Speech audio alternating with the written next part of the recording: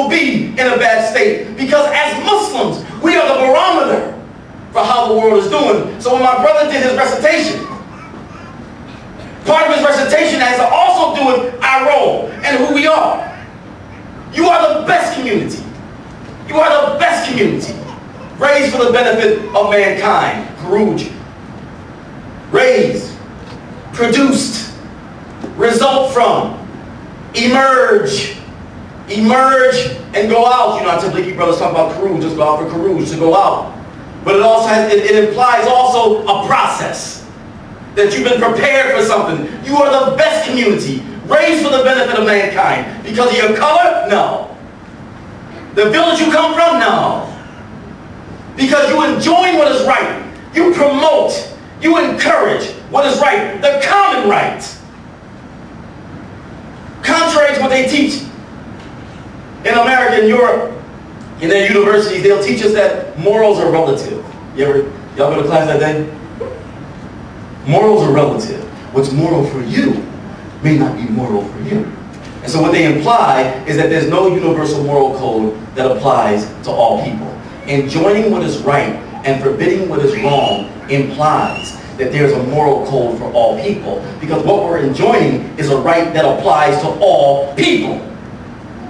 I don't care what culture anyone comes from. I don't care what language they come from. If they see someone going into a burning building to help a woman and her child get out of the burning building, I don't care where you come from, you're going to look at that as being a good act.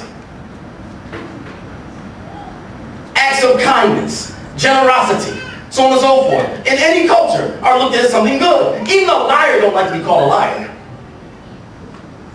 A thief don't like to be called a thief. So there is a universal moral code that applies to all people. So when Allah says enjoin what is right and forbid what is wrong, it's the common good that applies to all people. The common wrong, the common evil that applies to all people. And you believe in Allah. You know, in English, when you ask someone, do you believe in God? They say, yeah, I believe in God. But the way they say it, you don't have to follow your belief up with actions. So you can't say, I believe in God, and not follow it up with actions. Because if you say I believe in God, but you don't try to obey God, then you don't believe in God. And so when Allah says, and you believe in Allah, it's all that implies. You believe it in your heart, you profess it with your tongue, and you show it in your actions. You believe in Allah. I'm saying that the world needs us. The world needs us. The non-Muslims of the world needs us. They need us to be developed. And in order for us to be developed, we have to treat each other as awliya. One of the benefits of being in the West is that when you're in a place like the West,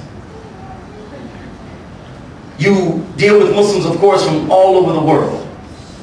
I kind of get a sense of that here. Wait. But you deal with Muslims from all over the world in the West. And when you deal with Muslims from all over the world in a place like the West, what it does is it causes certain barriers to come down. It causes barriers to come down. Because like we in this together, you know, we in this together. It's we ain't got time to be arguing over this and arguing over that. We in this together. And so what happens is that when you have these Muslims whose backgrounds are from all over the world, what happens, it forces you to focus on what you have in common. And what you have in common. La ilaha illallah, Muhammadur Rasulullah. Quran and Sunnah. That's what we have in common. And so what happens in that environment, that it can help give you a concept of ummah. Because you have Muslim youth growing up together with other Muslim youth from other parts of the world. And they feel comfortable with that. That's excellent. So this concept of ummah is something that is very, very critical. We have to teach our children. We have to remind ourselves the role that we play in the world.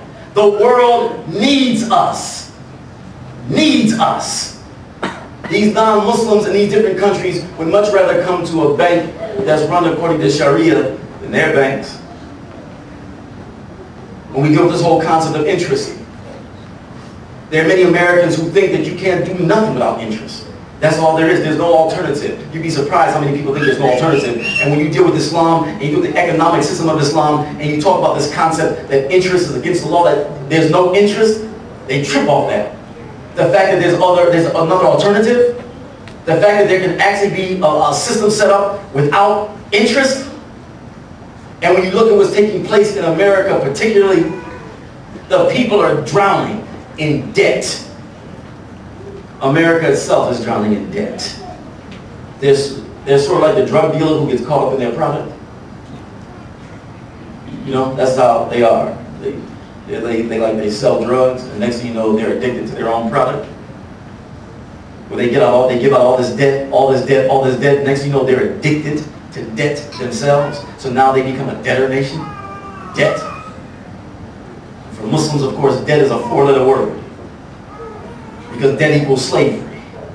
And one of the main reasons for debt is interest. One of the main reasons why African countries are still in poverty is because of interest. And countries in Asia and Latin America is because of interest. And so now you have a force in the world coming up and saying, no interest. How do you think the IMF feel about us? The World Bank. Bodies who make hundreds of billions of dollars off of interest. But how do you think those countries who are drowning in interest upon interest, how do you think they feel about us? They would much rather come to our banks. The world needs us. But when we digest this poison that the Western media is putting out about Islam, we digest it and digest it and digest it, we don't see ourselves as playing this role in the world. We take more like a defensive position, like an inferior position. And the time that we should be uppermost with izzah, we go the exact opposite direction and we feel inferior and we feel low. We don't feel low with respect to each other. We feel low with respect to the enemies of truth and justice, the enemies of Islam. To them we feel low. That's not what time it is.